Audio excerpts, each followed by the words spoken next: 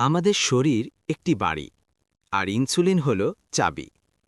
আমাদের রক্তে যখন আমরা খাবার খাই তখন প্রচুর গ্লুকোজ বা চিনি জমা হয়।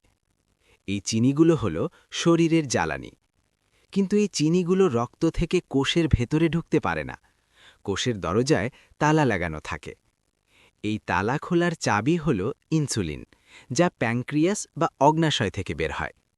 ইনসুলিন এসে তালা খোলে আর চিনি কোষের ভেতরে ঢুকে আমাদের শক্তি দেয়।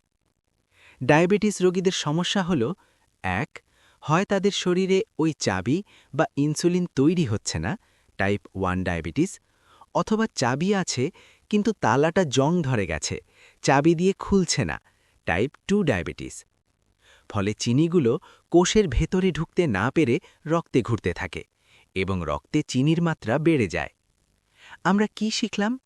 এক, ডায়াবেটিস মানে শুধু চিনি খাওয়া নয়, বরং শরীরের চিনি ব্যবহার করার ক্ষমতা কমে যাওয়া। 2, ব্যায়াম করলে শরীরের ওই জং ধরা তালা, ইনসুলিন সেন্সিটিভিটি পরিষ্কার হয়, ফলে ইনসুলিন ভালো কাজ করে। ভালো লাগলে একটি শেয়ার করে অন্যদের দেখার সুযোগ করে দেবেন।